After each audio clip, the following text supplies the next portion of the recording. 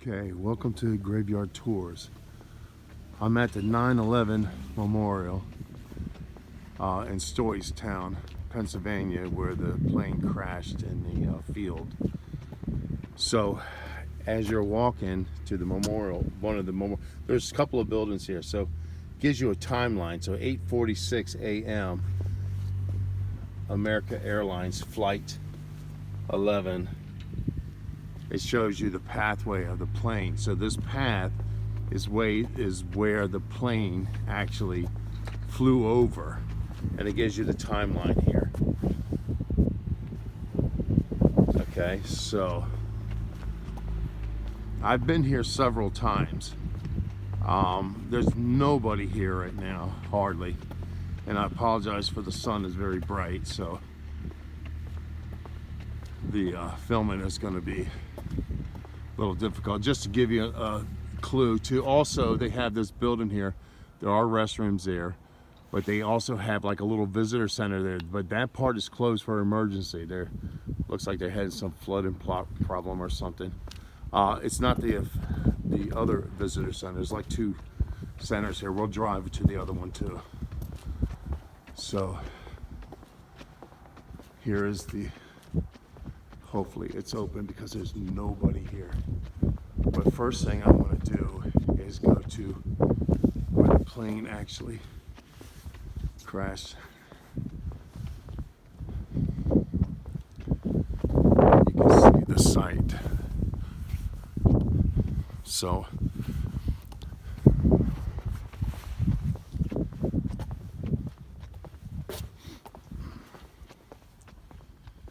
this was just a regular farm where it came down.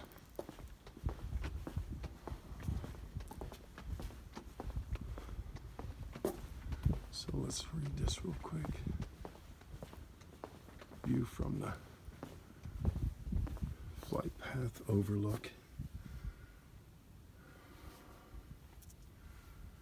A is the visitor center we just passed, Memorial Plaza, debris field, crash site, flight path, and wall of names in the western overlook. A common field one day, a field of honor forever. So if you're tempted to come down, it is a lot of walking. Now I've walked, so let's show you from so down there, it's hard to see. There's that building right straight ahead. That's where the beginning of it is, and then this whole path that you see, this walking path, which is a long walk, and there's little, placards and everything that you read along the way, is also gives you information about everything that happened. And then of course there's this right here is the last of the flight path. Now there's nobody here. It's Thursday. It's a week after Thanksgiving. So I wanted to come here when there was nobody here, and it's very cold out here today. So the crash site is right down in there. Right down there is the crash site. You can actually see, it used to be a big hole in the ground. I don't know if they filled some of it up or what they did, but that's it. It's right down there. So, just to let you know, if you plan on coming here, if you come during the week, there's a lot less people, and because it's basically winter now, so there's nobody here. There's a few cars there, and I'm sure maybe there's some cars down there, but like I said, I planned this to come here when there wasn't, because there's so many people here in the summertime. I mean, hundreds and hundreds and hundreds of people come here in the summertime, and I've been here like 3-4 times already, and I've seen everything here. So I was here. My brother, his school kid, when they were in elementary school, when it happened, it was only like a couple miles from here.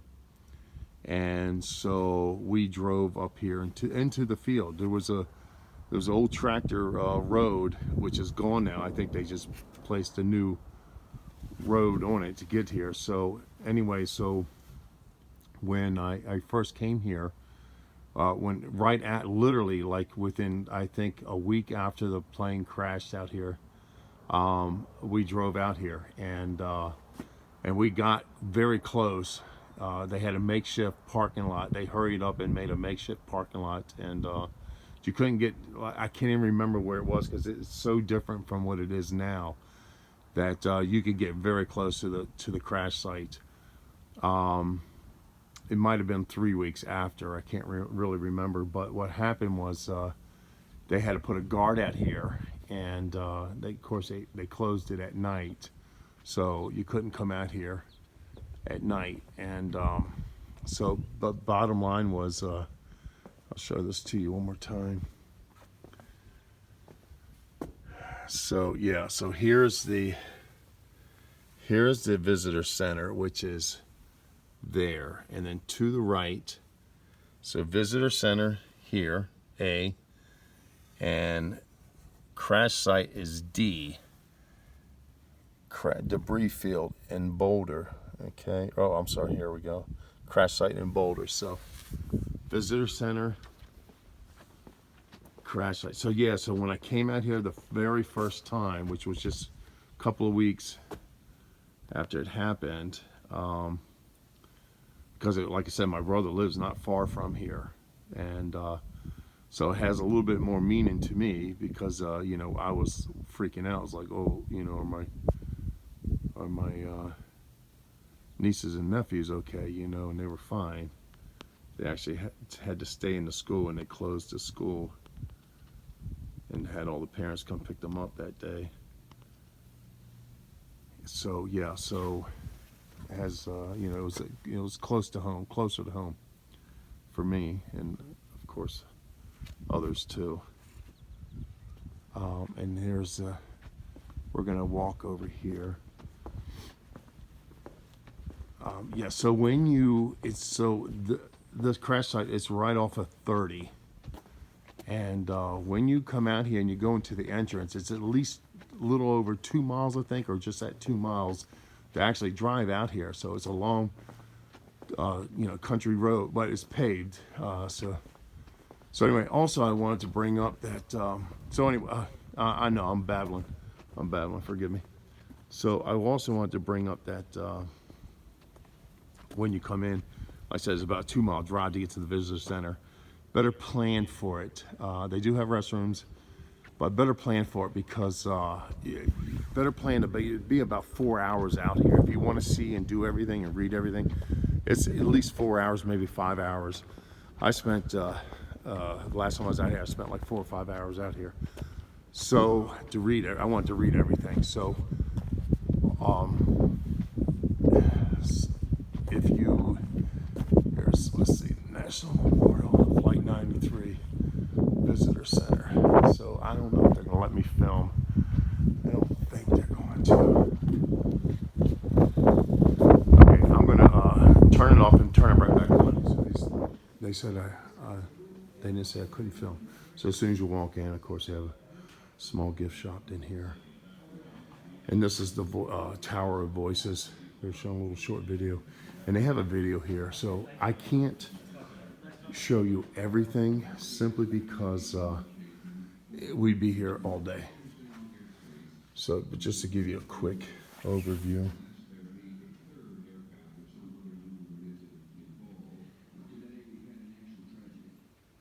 Okay, so again. How you doing, sir? Good, how are you? Oh, no photography? That's right. Okay, yeah, no problem. I'll turn it off. Okay, thanks. So I'm gonna have to turn it off. You see that says no photography here. So anyway, but I'll get back with you. Okay, so I'm at the observation area. I'm not allowed to film inside. It has a lot of, it's like a museum. It's I wish I could film it to show you people, but not allowed to. I'm not going to disrespect this place whatsoever. So what happened was right after the crash happened, I came out here. It was like 2 weeks. It might have only been a week. I honestly, I don't remember. So this is where we were, this observation deck. That's where it was the first time, which is down there. And then, of course, the impact site. There's a boulder there.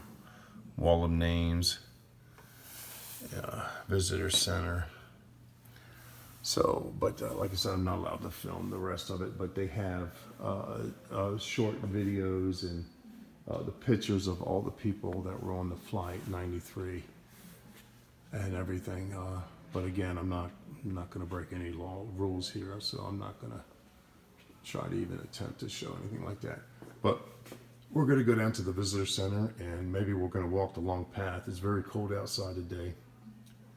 But so I wanted to finish explaining. So when I first came out here, they had guards out here to watch the place, and they did a quick parking lot for people to come out and visit right away, and they did a really good job. And of course, all of this is really nice what they did here. I'm not going to show the inside, but then they had on TV the guards. They interviewed the guards, and they were like, well, they were hearing voices and screams and yells at night and everything. So it kind of like, tells me that some of the people on that plane couldn't leave. So they, like I said, it was on the local news, interviewing the guards, and they had to pick out limbs out of these trees. All these trees, there was literally, they had to bring cherry pickers out here and pick out the arms and legs and different limbs and body parts that were stuck in the trees all over the place. It was a gruesome sight, and the guards just said that he would hear voices and screams and everything at night while he was guarding the place, and wasn't a pretty sight whatsoever. Okay, so I'm going to turn it off, and then we're going to go to the other sections, the other visitor center down near the main entrance. Out there, I can film some. There's stuff out there that I can film, but I'm just not allowed to film in here. I apologize. All right, well, stay tuned for more. Okay, also I want to show you this. This is a little outdoor map here. So let's see. You got the Visitor Center Complex, Memorial Grove, Memorial Plaza and Crash Site, and Tower of Voices. I really apologize. They're not going to let me film inside. So what do we have here? We have Visitor Center, the walkway, Memorial Groves, Model Key, and they got a Western Overlook, Wetlands Bridge. I've walked all of this area, so if you really want to see everything, plan on spending 4 to 5 hours out here easily. The Tower of Voices, Memorial Plaza and Crash Site. Yeah, it's just repeating itself. So this is it. And of course the Long Trail. I've walked that Long Trail, and the place gets really, really. And of course, the actual crash site. They have a big boulder. Very hard to see when this is usually open too, but they had to close it for an emergency. And the restrooms, they have restrooms here. So just like I said, if you plan on coming out here, you really want to see anything, it's 4 to 5 hours, folks. Okay, so I'm gonna go drive to the other place and then tune in. Okay, so we're at the Memorial Plaza area. This is where most people start. The sun is so bright, it's hard to see. For me, I can barely see anything. Welcome to Memorial Plaza. Okay, so yeah. So we are here, and then you walk the trail, and then Wall of Names, and then of course the boulder, the impact site. So what happened was after the terrorists crashed the plane out here, they I believe this federal government brought all this land to turn it into this memorial plaza. So here is, so I'm allowed to video this stuff because it's outside. So America attacked in the morning of September 11th, 2001. Al-Qaeda terrorists hijacked 4 commercial flights that departed from East Coast airports. 2 hijacked aircraft were deliberately crashed into the World Trade Center towers in New York City, and the 3rd in the Pentagon in Arlington, Virginia. The 4th aircraft, United Airlines Flight 93, crashed into the field near Shanksville, Pennsylvania, killing all aboard. Nearly 3,000 people died in the 4 aircraft strikes, making September 11th the deadliest terror attack on American soil. So, alerted to the attack, the World Trade Center and the Pentagon, the 40 unarmed passengers and crew members took quick and decisive action. Their effort to regain control of the aircraft ended after a struggle for the cockpit. This revolt prevented Flight 93 from reaching Al-Qaeda's intended target. Evidence later revealed that the most likely target was the U.S. Capitol, where both House of Congress and Congress were in session.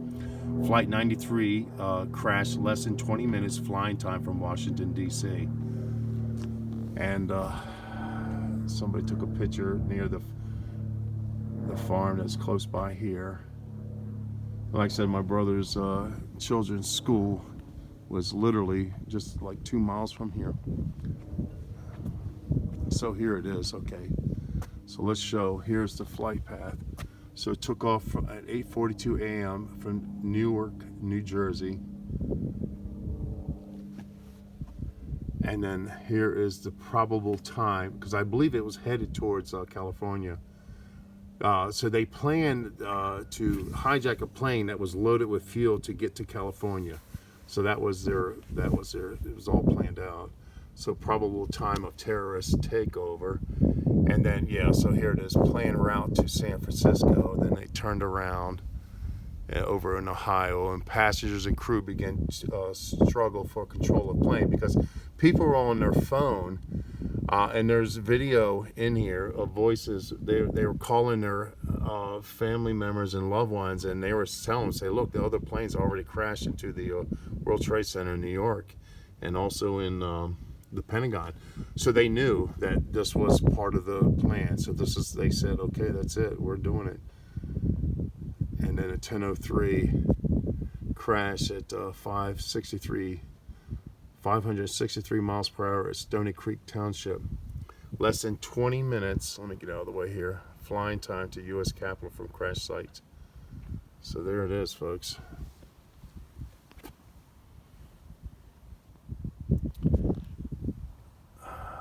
So only 4 minutes, I'm sorry, I apologize for the sun is just so bright. Only 4 minutes after Flight 93 took off, hijacked American Airlines Flight 11 struck the North Tower of the World Trade Center in New York City. At 9:03, a second hijacked plane, United Airlines Flight 175, hit the second tower. 46 minutes into flight, at 9:28 a.m., the terrorists aboard Flight 93 attacked the cockpit. Air traffic controllers in Cleveland, Ohio heard the captain or first officer shout, "Mayday, get out of here." The hijackers seized control of the aircraft and turned it southeast, headed towards Washington, D.C. At 9:37 a.m., a third hijacked aircraft, American Airlines Flight 77, crashed into the Pentagon in Arlington, Virginia. 5 minutes later, the Federal Aviation Administration ordered every aircraft over the nation to land at the nearest airport. In response to this unprecedented order, 4,500 aircraft landed safely without incident. And a lot of people don't know this, but there was other terrorists on a plane that they had knives in their pockets, box cutting tools. They never went to prison for it. They could never prove that. So there were supposed to be 5 or 6, I believe, planes that were being hijacked. Again, when the other planes landed safely, of course, you know, they started interviewing a lot of people from the other flights, and they found box cutters, the same type box cutters that other terrorists used on the other flights. And of course the guys said, no, we weren't going to do anything. You know, we live in a country where we have rights, and unfortunately sometimes people take advantage of that because they don't have the same rights in the other countries. So these things are going to happen, but it also makes us stronger in the end too. So in the cockpit, if we don't, we die. After season, I gotta apologize because I'm freezing out here. It's so cold out here. So let me try to, and the sun is so bright, and it's actually so cold, the sun's so bright. After season control of Flight 93, the hijackers forced the crew and passengers to the back of the plane and ordered them to be quiet. One terrorist claimed to have a bomb strapped to his waist. The passengers and crew used earphones on seat backs and cell phones to call their families, friends, and authorities. In these calls, they learned the shocking news that the other hijacked planes had crashed into the World Trade Center and the Pentagon. When they realized that their flight was part of this attack, the crew and passengers made a plan and voted to fight back. Fighting back. In less than 30 minutes, the passengers and crew, mostly strangers to each other, gathered information and took action. They rushed from the back of the plane towards their hijackers and the cockpit. The cockpit voice recorder captured the sounds of this life and death struggle, shouts, screams, calls to action, and breaking glassware. As the passengers and crew fought to regain control, one terrorist shouted, "Pull it down." In the flight's final moments, it rolled upside down and at 10:03 a.m. crashed into an empty field at 563 miles per hour. Upon impact, over 5,500 gallons of jet fuel ignited, creating a ball of fire that rose above the trees.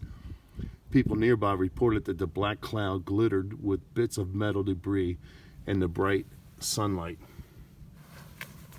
And I believe this is the cockpit voice recorder. Was removed 25 feet down in the crater of the Flight 93 crash site. It revealed the sounds within the cockpit during the final 30 minutes of the flight. And then here, I'm going to try to block the sun so I can hopefully get a better picture. First responders and local residents arrived to find the crash site and adjacent trees still smoldering in the ground littered with debris from the plane. The crater measured approximately 15 feet deep and 30 feet across. So, yeah, and here we go. Now, these are the pictures. The crew and passengers of Flight 93.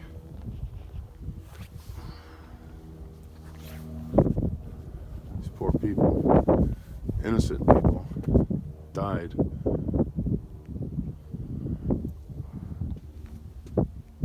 Christian Adams, Lorraine Bay, Todd Beamer, Alan Anthony Bevan, Mark Bingham, Deora Francis Bodley, Sandy Wall Bradshaw,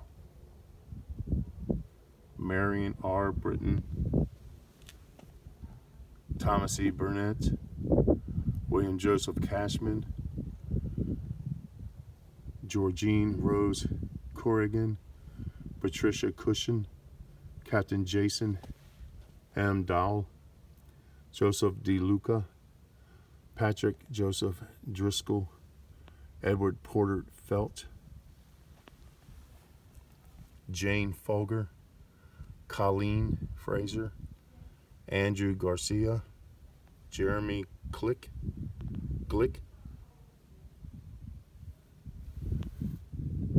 Christine Osterholm, White, Gold, Laureen Gardocolis, Gran Colas, and unborn child, Wanda Green,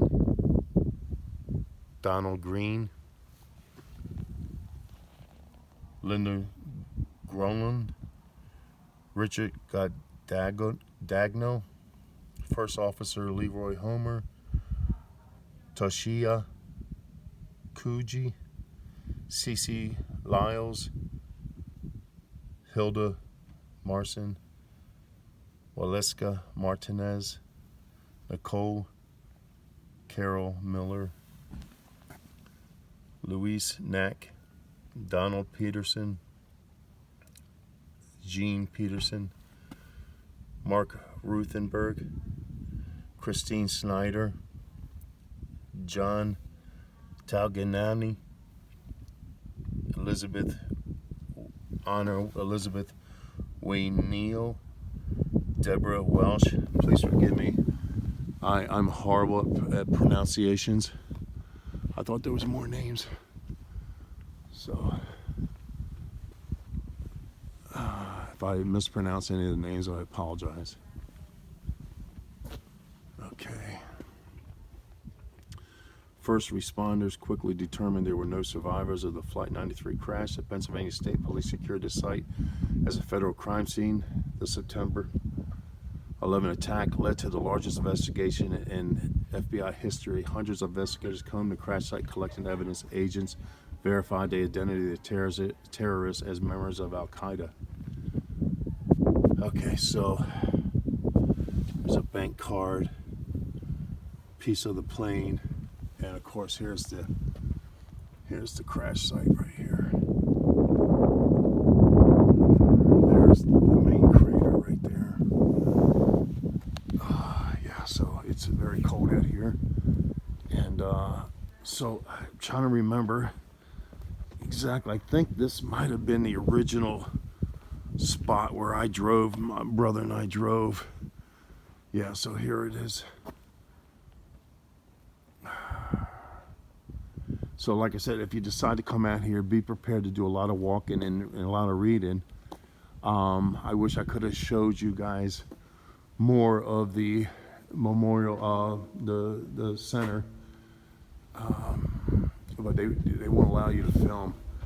So way up there is the wall of names, well, all the names of the victims, and of course there's placards all the way up there. So I'll just walk a little bit. I'll just walk a little bit, and here's where they do memorial services, like after every year. So let's talk about what I was doing. I'll tell you what I was doing, and I'm sure most of you probably remember what you were doing during that day. I remember I was at work in D.C., Washington, D.C. I was in Northwest Washington, very nice area of D.C. Inside a house. I was upstairs doing construction work in the master bedroom of the clients, and basically I didn't know what was going on. I didn't have a radio going. Of course, I didn't have a TV. So I was working, and the lady came upstairs, and she looked at me really funny, the owner of the house. She looked at me really funny, and I was smiling at her like, hi, how are you, and everything, you know. And she looked at me and she said, you don't really know what's going on, do you? I said, no, what's going on? She goes, maybe you should come downstairs with me, and I have it on TV. There's a terrorist attack. And I said, what? So I went down, followed her downstairs, and sat on her floor and watched the TV. And I think as I was watching it, that's when the second plane hit the other tower. And she was on the phone. I guess she was on the phone with her crash site and debris. She was on the phone with her family members, and they were talking about everything that was going on. So I was in shock, and I was angry. I was very angry. So I couldn't finish work that day. So I told her, and so I sat there for an hour. And then when I found out the plane crashed in Pennsylvania, in Stoystown, I knew that was close to my brother's house. And so I immediately tried to call, but I didn't get no answer. I tried to call my brother. He was at work too, and his wife wasn't there at the house. So, you know, after seeing the boat, and then the towers collapsed, and then we heard about the Pentagon getting hit, and then this plane crashing out here and everything. So I told Lee, I said, listen, I'm gonna go. I'm not going to, I can't work anymore. And you know, I told her that my brother lived close by to where here in Flight 93 crashed. She understood. She was okay. So I went home and finally got hold of my brother. My nieces and nephews were okay. So, and then I think, I don't remember what day it was. Like, was it a Thursday, Friday? I came back to work, finished the job, and then literally, I'm trying to remember, was it the next day after or the 2 days later? I'm working, and part of the job I had to do, I was in DC, they have a lot of flat roofs even on houses, and they put decks on them and stuff. So what happened was I was going in and out. They had the French doors going in and out to this roof part, and I looked across the street, and there was a guy who followed. Somebody left. What's this piece? Followed an older lady coming back from the grocery store, and he grabbed her purse and ran off with it in the neighborhood. So I found it, and I screamed to stop to the guy, and I yelled so loud. What the guy did, he parked right around the corner in the alleyway. I yelled so loud at this guy, I was cussing him out, and one of the neighbors came out in the alleyway, wrote down the license plate of the car sitting in the alley, so they caught the guy. So, and I was like really upset, like, you know, after what just happened, you know, how can you go out there and be robbing people like that? So anyway, they caught the guy. So all these things kind of, you know, fall together. And then of course that week and the following week, I think it was literally 1 week after it happened, I came up here to my brother's house, and we drove out here to the field. And I remember, like I said, the crash site is not far from here, and I didn't really want to walk down here. It's so cold out here, I'm freezing. But I want to show you what I can. So we were already up there. We were already there. That's where I'm not going to walk the whole trail because it really goes all over the place. It's a good hour walk to get to one building to the next because it's a winding trail. So anyway, yeah, so we drove out here and we got really close to the crash site. You know, we just stood there in somber silence, you know, and then that was it. So again, if you do come out here, expect there's gonna be a lot of people, and if you don't want to walk the whole trail, even to get to the wall of names here is a good walk, and then you can get back in your car. You can drive up to the observation area, and you know, they have a small building in there that is closed for now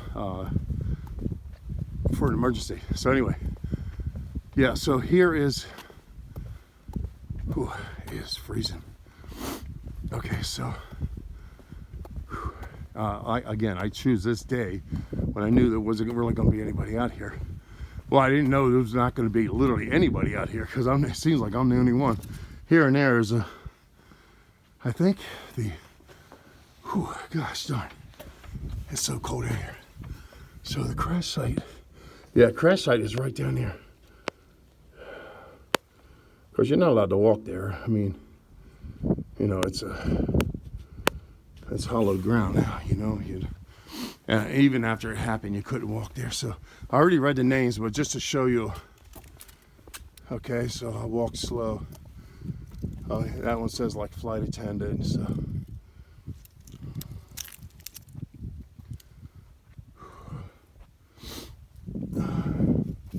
And it's small engraving, it says flight attendant also.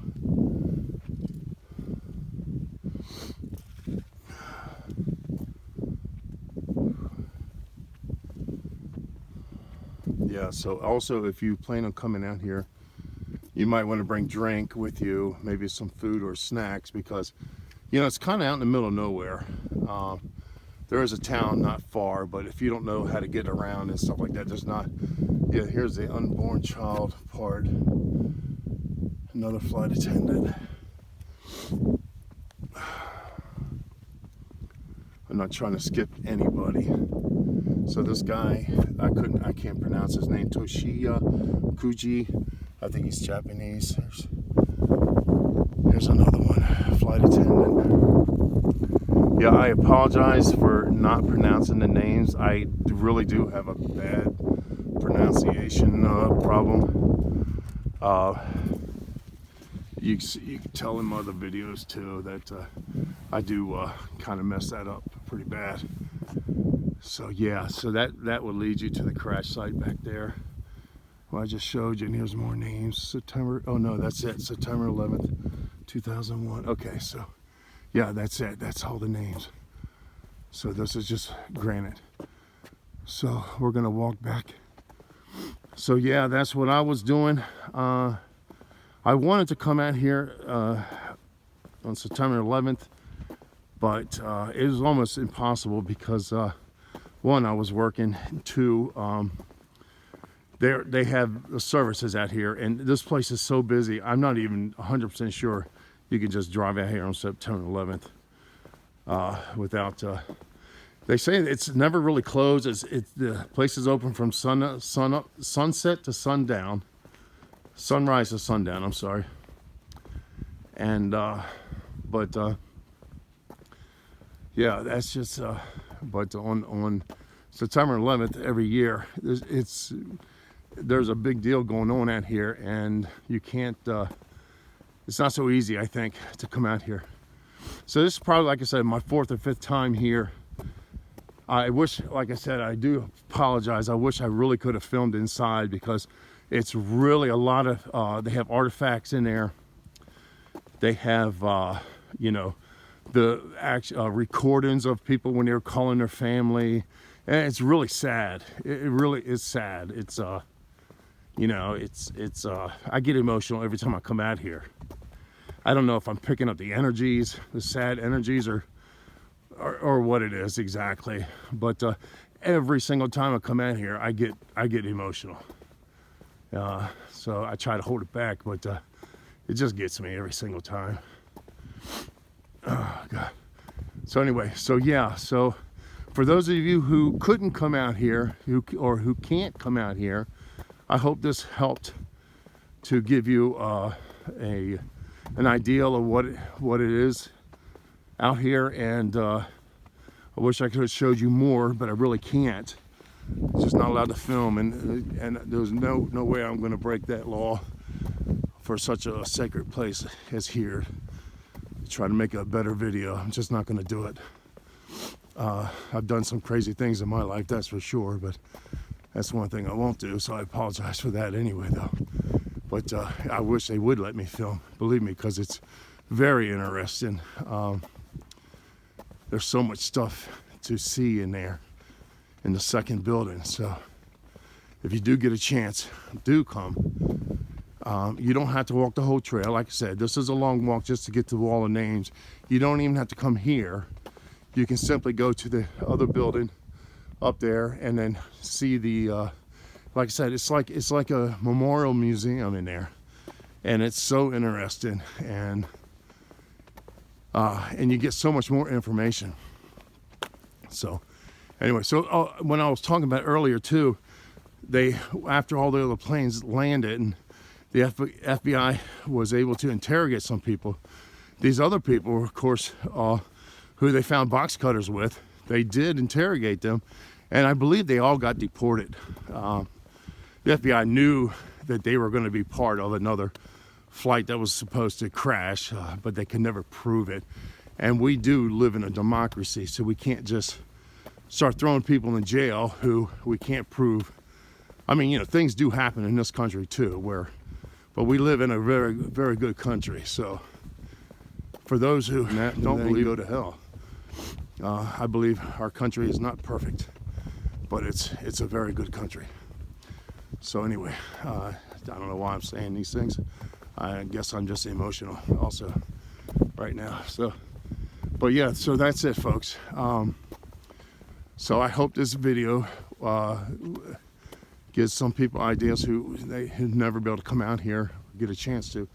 That this gives you at least an idea of what is out here.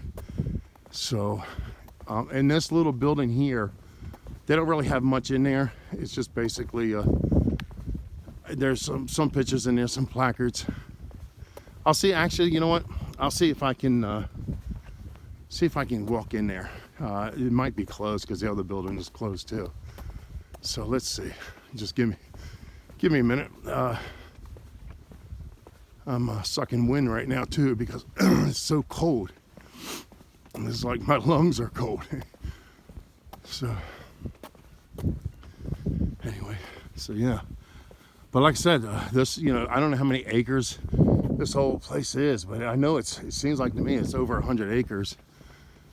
So the government brought it to turn into this memorial, which was the right thing to do. Okay. Yeah, I don't think there's much in here. But we'll see if the door is unlocked.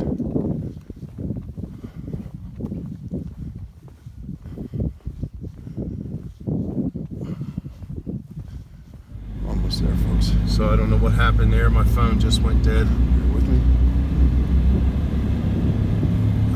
It just turned off. Oh. Yeah, I got a tower of voices right up here.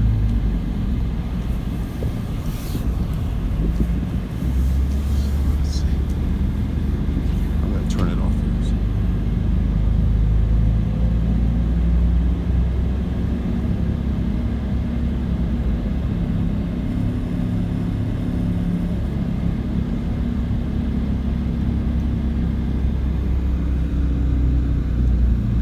Of course, it's a park and walk. All right, I'm going to turn it off and then we'll go up to the Tower of Voices. I'll show you that. Okay, Tower of Voices. Yeah, I don't know what happened to my phone. It just turned off on me out of the blue. So there's, you go around either way. So it's pretty cool. And they have a bell in there. I just heard probably the wind blows through it and then makes the bells ring. Yeah, it's almost like at a temple, it sounds like. I don't know if you guys can hear it. Maybe I get closer, you'll be able to hear it.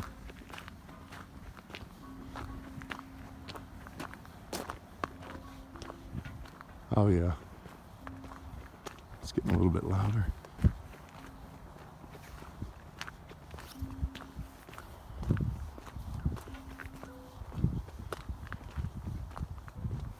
It's very solemn.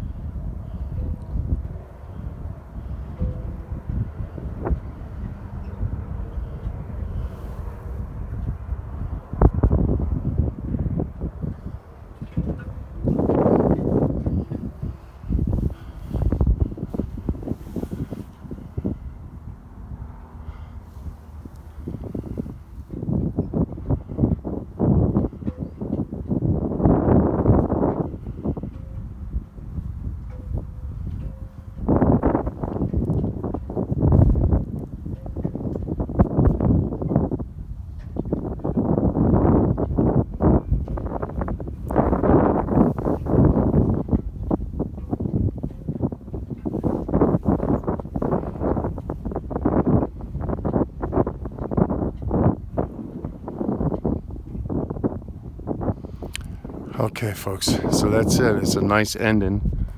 The Tower of Voices. It's a very nice ending. So we're going to end it here. Thanks for watching. And I hope this video helps some of you get an idea, a better idea of what is out here. Thanks for watching, folks.